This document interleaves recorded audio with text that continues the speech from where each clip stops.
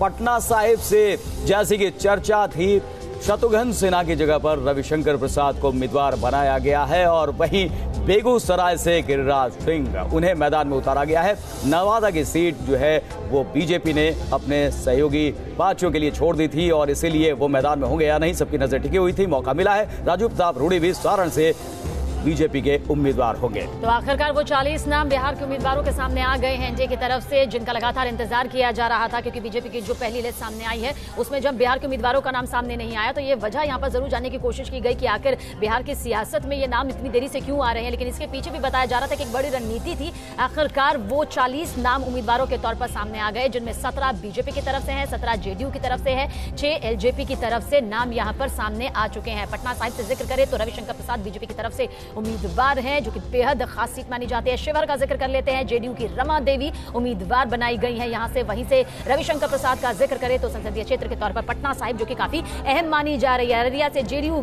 की तरफ से यहां पर लड़ रहे हैं। किशनगंज का जिक्र कर लेते हैं, महमूद अशरफ उम्मीदवार है जेडीयू की तरफ से। नवादा से चंदन कुमार हैं। तो पटना साहिब से सबसे ज्यादा नजरें टिकी हुई थी कि कौन उम्मीदवार। शत्रुघ्न सिन्हा का टिकट कट गया है, रविशंकर प्रसाद यहां से चुनावी मैदान में होंगे। नवादा से चंदन कुमार को उम्मीदवार बनाया गया है और जबकि रविशंकर प्रसाद केंद्रीय मंत्री और माना जा रहा था कि उनके नाम का ऐलान किया जाएगा, औपचारिकता यहां पर पूरी की गई और जिस तरह से यहां पर उम्मीद की जा रही थी उनके नाम का ऐलान किया गया। वहीं राधा मोहन सिंह केंद्रीय कृषि मंत्री, वो पूर्वी चंपारण से एक बार फिर से उम्मीदवार बनाए गए हैं। उन पर भरोसा जताया गया है, जिस तरह से काम करते रहे हैं वो खासे नजदीकी माने जाते हैं पीएम मोदी के और उनका हाथ मजबूत करने की कोशिश करेंगे। वहीं रविशंकर प्रसाद को भी उतारा गया है मैदान में और वो पटना साहिब से चुनावी मैदान में लड़ते हुए दिखाई पड़ेंगे और साथ ही साथ रामकृपाल यादव वो पटना के दूसरी एक संसदीय सीट वहां से चुनाव लड़ेंगे, पाटलिपुत्र से। तो पटना साहिब से शत्रुघ्न सिन्हा का टिकट कट गया है जैसा कि चर्चा थी और रविशंकर प्रसाद को टिकट यहां पर थमाया गया है। शाहनवाज हुसैन का टिकट हालांकि कटा है, ये भी बड़ी खबर। और इससे पहले न्यूज नेशन के जरिए संकेत इस बात के दे दिए गए थे कि पटना साहिब से शत्रुघ्न सिन्हा का टिकट कट सकता है और ठीक वैसा ही हुआ। पटना साहिब से रविशंकर प्रसाद अब चुनावी मैदान में नजर आएंगे। पूर्वी भारत में सबसे ज्यादा सीटें जो लोकसभा की आती हैं वो बिहार राज्य से ही आती हैं। ऐसे में महागठबंधन के वो उम्मीदवार कौन कौन से होने थे इस पर नजर टिकी हुई थी। पटना साहिब एक बेहद अहम संसदीय क्षेत्र, कानून मंत्री है मौजूदा पद में रविशंकर प्रसाद और शत्रुघ्न सिन्हा की जो सीट यहां से कट चुकी है अब उनके खाते में आई है। राजीव प्रताप रूडी का जिक्र करें तो सारण से संसदीय क्षेत्र यानी कि यहां से चुनावी मैदान में नजर आएंगे। सांसद हैं, इससे पहले कोई भी चुनाव उन्होंने नहीं लड़ा, यानी कि लोकसभा चुनाव का हम जिक्र यहां पर कर रहे हैं। अररिया से जेडीयू के प्रदीप सिंह उम्मीदवार के तौर पर उतारे गए हैं। किशनगंज का जिक्र करें तो जेडीयू महमूद अशरफ उम्मीदवार के तौर पर ताल ठोकते हुए नजर आ रहे हैं। मधेपुरा का भी जिक्र कर लेते हैं, दिनेश चंद्र यादव जेडीयू से उम्मीदवार हैं। वहीं पर बिहार के पाटलिपुत्र की बात कर लेते हैं, वहां से रामकृपाल यादव हैं जो कि सांसद हैं इस वक्त भी और सीट नहीं बदली। रजनीश सिन्हा हमारे संवाददाता हमारे साथ जुड़ गए। रजनीश, आखिर काफी इंतजार के बाद नामों का ऐलान किया गया है और जिस तरह से चर्चा थी पटना साहिब से रविशंकर प्रसाद और गिरिराज सिंह को लोकसभा से मैदान में उतारा गया है, क्या और अहम ऐलान? जी देखिए, इसमें खास बात ये रही कि एक तो जैसे पहले से प्रत्याशित था कि रविशंकर प्रसाद मैदान में होंगे, शत्रुघ्न सिन्हा का पत्ता कट गया। खास बात यह रही कि पूर्व सांसद सूरजभान सिंह की पत्नी की बड़ी चर्चा थी कि उन्हें उनके कारण ही नवादा की सीट गिरिराज सिंह से ली गई थी और उन्हें दिया गया, लेकिन नवादा से एक दूसरा कैंडिडेट एलजेपी ने दिया और उन्होंने वहां चंदन कुमार नाम से एक प्रत्याशी को खड़ा किया है। तो ये एक बड़ा चेंज है जहां पर उम्मीद की जा रही थी कि मुंगेर की सीट को लेकर जेडीयू को दी गई है और मुंगेर से जो सांसद थी उन्हें वो सीट दिया जाएगा, लेकिन उन्हें वो सीट मिला नहीं। बाकी शाहनवाज हुसैन को भी जगह नहीं मिली। चर्चा ये भी थी कि शाहनवाज हुसैन को अररिया या किशनगंज मिलेगी, उन्हें भी जगह नहीं मिल पाई है, तो शाहनवाज हुसैन का भी पत्ता कटा। बाकी जिस तरीके से जिस लाइनअप पर बीजेपी में बात थी उसी तरीके से टिकट दी गई। जेडीयू ने अपनी तरीके से एक नई टीम तैयार की है, कई मंत्रियों को उन्होंने जगह दिया है। दिनेश चंद्र यादव जो अभी के मंत्री हैं उन्हें जगह मिली है। तो जिस तरीके से जेडीयू ने अपना एक लिस्ट तैयार किया, उनके सिर्फ 2 सिटिंग एमपीज थे, उसके अलावा जो भी एमपी उनके रहे उन्होंने अपने एक नई टीम तैयार की है और सभी लोगों को टिकट दिया है। लोजपा में पशुपति पारस भी चुनाव लड़ेंगे, रामविलास पासवान के पुत्र भी चुनाव लड़ेंगे, रामविलास पासवान के छोटे भाई भी चुनाव लड़ेंगे। तो रामविलास पासवान के परिवार से 3 लोग इस बार चुनाव में होंगे। 6 सीट रामविलास पासवान के कोटे में है। रामविलास पासवान को राज्यसभा से किया गया। ऐसे में रामविलास पासवान ने अपनी सीट अपने छोटे भाई पशुपति कुमार पारस को दी है, जो कि लोजपा के प्रदेश अध्यक्ष भी हैं और उनके जो सबसे छोटे भाई हैं रामचंद्र पासवान, वो वहीं से जहां से सिटिंग एमपी है वहां से वो चुनाव लड़ेंगे। जी रजनीश, एक बात और भी निकलकर सामने आई कि भूपेंद्र यादव ने सभी नामों का ऐलान किया, दूसरी पार्टी के नेता भी यहाँ पर मौजूद थे। क्या इस तरफ इशारा करने की कोशिश की सभी एक हैं और एक सुर में ही यहाँ पर बोलते दिखाई पड़ेंगे आगे भी?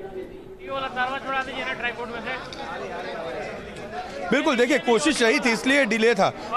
इस बार एनडीए में देखने को मिला कि शुरू से आप देखिए अमित शाह और नीतीश कुमार ने एक साथ दिल्ली में बताया था कि 17-17 सीटों पे वो चुनाव लड़ेंगे। अगर पिछले दिनों सीटों की जब घोषणा हुई उस वक्त भी दोनों एक साथ में थे और जो तीनों दलों के प्रदेश अध्यक्ष थे साथ में बैठ के उन्होंने सीटों का ऐलान किया था। आज जब प्रत्याशी की बात हुई तो फिर सभी दल के लोग एक साथ हुए। तो जो मैसेज देने की कोशिश है वो ये है कि एकजुटता, सॉलिडेरिटी अभी कायम है एनडीए में, और ये मैसेज एनडीए के नेता देना चाहते हैं। और देखिए कहीं ना कहीं ग्रैंड अलायंस में भी इसका मैसेज गया, और यही कारण है कि कल जब ग्रैंड अलायंस का अनाउंसमेंट हुआ तो वहां भी जो ग्रैंड अलायंस के पार्टनर्स हैं उनके स्टेट प्रेसिडेंट प्रेस कॉन्फ्रेंस में मौजूद थे। जी बिल्कुल रजनीश, क्योंकि शत्रुघ्न सिन्हा का अगर जिक्र करें, क्योंकि लगातार कहा जा रहा था कि उनकी टिकट कट सकती है और ऐसा ही यहां पर देखने को मिला है। पटना साहिब से कानून मंत्री रविशंकर प्रसाद को यहां पर सीट मिल चुकी है। क्या कुछ सियासी समीकरण इसके पीछे नजर आता है? क्योंकि शत्रुघ्न सिन्हा के जो बगावती सुर है बीजेपी के खिलाफ वो पहले भी नजर आए और अंदाजा इसी बेस पर लगाया भी जा रहा था।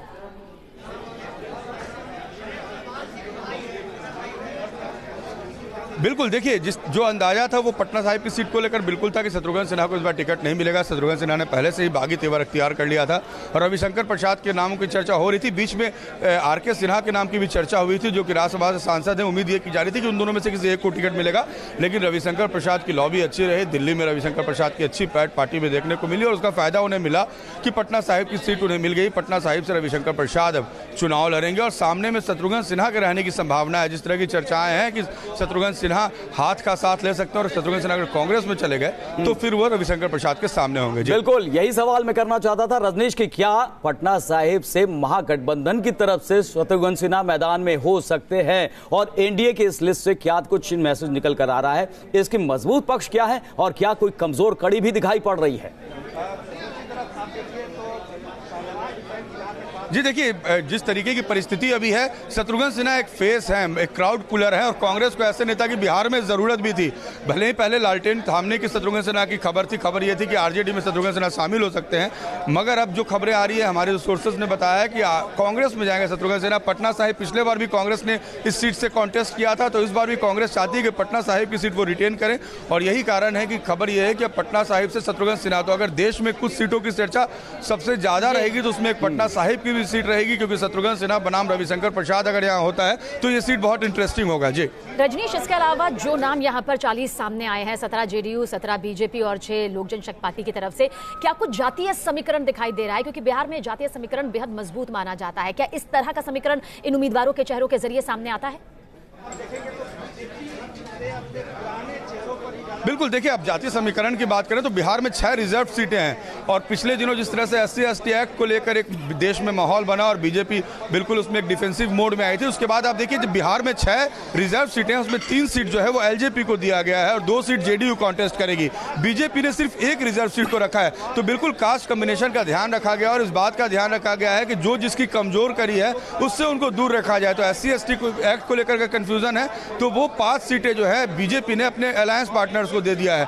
चूंकि SC/ST कोटे की ही जो वोट बैंक है उसको लेकर राजनीति हमेशा से रामविलास पासवान करते रहे हैं, तो रामविलास पासवान को 3 रिजर्व सीट दिया गया है, 2 जेडीयू यानी नीतीश कुमार के खाते में और 1 सीट पर कॉन्टेस्ट करेगी बीजेपी रिजर्व सीट पर। तो बिल्कुल कास्ट कॉम्बिनेशन का ध्यान रखा गया। सीमांचल की जो सीटें हैं जहां पर माइनॉरिटीज वोट ज्यादा हैं वो सीटें जेडीयू को दी गई है, क्योंकि नीतीश कुमार माइनॉरिटीज को लेकर हमेशा से काफी सजग रहे हैं। कई उन्होंने स्टेट लेवल पे बहुत सारी योजनाओं की भी शुरुआत की और माइनॉरिटी वोट बैंक को बहुत हद तक उन्होंने क्रैक भी किया था। तो ये कोशिश एक रही है कि जो सीमांचल की रीजन है वहां पर ज्यादा से ज्यादा जेडीयू के कैंडिडेट कॉन्टेस्ट करें। जी बिल्कुल, यहाँ पर एक बात और सामने आती है रजनीश की, जो 17 सीटें यहाँ पर बीजेपी के खेमे में है और 5 जो सिटिंग एमपी है उन्हें उसने किनारे किया है और सहयोगी पार्टियों को वो सीटें दी हैं। क्या ये माना जाए कि वो सीटें भी एनडीए के पास आएंगी या फिर बीजेपी को थोड़ा नुकसान भी वहां हो सकता है?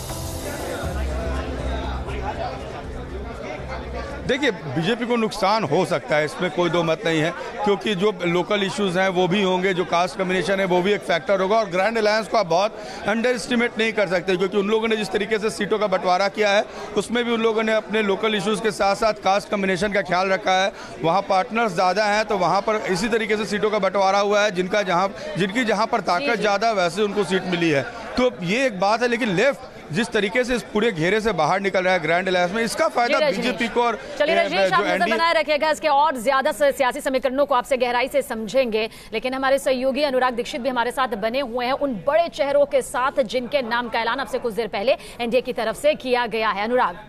बिल्कुल सबीना, तो बिहार में जो तमाम एनडीए के उम्मीदवार हैं उनका ऐलान कर दिया गया है। लंबे समय से इंतजार किया जा रहा था और बिहार में एनडीए की तरफ से बड़े चेहरे कौन से होंगे, सबसे पहले बात करते हैं पटना साहिब संसदीय क्षेत्र की, जिसका इंतजार काफी लगातार किया जा रहा था। अब पटना साहिब से लोकसभा का चुनाव रविशंकर प्रसाद लड़ेंगे। केंद्रीय मंत्री हैं, लगातार राज्यसभा के जरिए संसद पहुंचते रहे, लेकिन इस बार पटना साहिब से लोकसभा का चुनाव लड़ेंगे। बिहार से सबसे अहम सीट होगी राजनीति के लिहाज से। लेकिन इसके बाद अगर दूसरी सीट का जिक्र किया जाए तो वो सारण की सीट है, जहां से राजीव प्रताप रूडी चुनाव लड़ेंगे। केंद्र सरकार में 2014 में बीजेपी के आने के बाद मंत्री बनाया गया था, बाद में पद छोड़ना पड़ा, लेकिन प्रवक्ता की जिम्मेदारी दी गई यहां पर। अब सारण से राजीव प्रताप रूडी एक बार फिर चुनावी मैदान में होंगे। मौजूदा स्थिति में भारतीय जनता पार्टी के सांसद हैं, तो 2 सीटें बीजेपी के खाते से महत्वपूर्ण है। लेकिन अगर लोक जनशक्ति पार्टी की बात करें तो चिराग पासवान एक बड़ा चेहरा जमुई से चुनाव लड़ेंगे। चिराग पासवान 2014 में भी सांसद बनकर आए थे। राजीव रंजन प्रसाद हमारे साथ जुड़ रहे हैं, वरिष्ठ नेता हैं। राजीव जी, जिस तरीके से चेहरों का ऐलान हुआ है, किस तरीके से आप देखते हैं, क्या कुछ संभावना 2019 के लोकसभा चुनाव में? देखिए, 2019 के चुनाव में बिहार में तो पूरी तरह से एक तरफा ये लड़ाई। एनडीए ने पहले सीटों की संख्या पर सहमति बनाई, तीनों पार्टियों के किस खाते में किसके पास कौन सी सीट होगी इसका ऐलान पहले हुआ, और अब कौन किस सीट पर लड़ेगा इसका ऐलान भी तीनों पार्टियों ने मिलकर कर दिया। और ये गठबंधन का जो एक आदर्श स्वरूप हो सकता है वो बिहार में दिखा है। बिहार की 40 की 40 सीटों पर ऐसे भी वोटों का प्रतिशत हमारा 50% से ज्यादा है, लगभग 53-54% का वोट शेयर है। जो सर्वे के रुझान है उसके आधार पर भी हम 36 से 38 सीटें जीत रहे हैं, तो ये 40 सीटों पर अपोजिशन का पूरी तरह से बिहार में अब सुपड़ा साफ होगा। लेकिन राजीव रंजन जी, इतनी देर की कोई खास वजह है सीटों के ऐलान में? नहीं, कोई वजह नहीं है। देखिए, अब तो पहले चरण के चुनाव शुरू हुए हैं और मुझे नहीं लगता इसमें कहीं कोई विलंब हुआ है। सैद्धांतिक तौर पर सहमति सबसे पहले हम लोगों के अलायंस में ही हुई और चरणबद्ध तरीके से अलग अलग जो एक हर अलायंस की अपनी रणनीति होती है, कब किस चीज का कब ऐलान किया जाए, और उसके अनुरूप ये अनाउंसमेंट्स हुए हैं और पूरी तरह से तैयारियां मुकम्मल है। हम बेहतर से बेहतर जीत दर्ज करने की ओर अग्रसर। लेकिन राजीव जी, हमारे सहयोगी रजनीश सिन्हा पटना से बता रहे थे कि जो विपक्ष है, जो महागठबंधन है, उसको भी अंडर एस्टिमेट करना गलत होगा। एक एक उम्मीदवार का ऐलान रणनीति के तहत किया गया है, जातीय समीकरण को ध्यान में रखकर किया गया है। क्या आपको लगता है कि 2019 में चुनौती कहीं ज्यादा है एनडीए के सामने 2014 के मुकाबले? कोई जनाधार नहीं है, केवल महत्वाकांक्षी बगैर जनाधार के नेताओं का ये जमावड़ा है। और जिस तरह से आरएलएफपी और हम पार्टी जैसी पार्टियां जिनके पास बिहार में एक एमएलए जिताने का कुवत नहीं है, इन लोगों को जिस तरह से उदारतापूर्वक महागठबंधन ने सीटें दी है, उससे बिल्कुल साफ है कि आरजेडी के हौसले पस्त हैं और वो कहीं ना कहीं इन छोटी पार्टियों के जैसे वो अपनी चमक बरकरार रखने की कोशिश करना चाहेंगे। लेकिन नेतृत्व तेजस्वी यादव के पास है, जिनके पास राजनीति का कोई अनुभव नहीं है। पिछले चुनाव में लालू प्रसाद जी की सरपरस्ती थी और अलायंस की अगुवाई नीतीश कुमार जी कर रहे थे। आज उनके कंधे पर गठबंधन का नेतृत्व है और मुझे नहीं लगता है कि बिहार का जो 15 वर्षों का जंगल राज है और जिस तरह के आर्थिक अपराध के मामले पूरे परिवार के खिलाफ, अगर तेजस्वी यादव के नेतृत्व में महागठबंधन है तो निश्चित तौर पर जनता इस गठबंधन को चुनाव के पहले ही खारिज कर। लेकिन राजीव जी, आपको नहीं लगता कि चुनौती आपके सामने भी कहीं ज्यादा होगी? विधानसभा चुनाव में आप बीजेपी के खिलाफ वोट मांगने गए थे और अब लोकसभा चुनाव में बीजेपी के साथ वोट मांगने जाएंगे।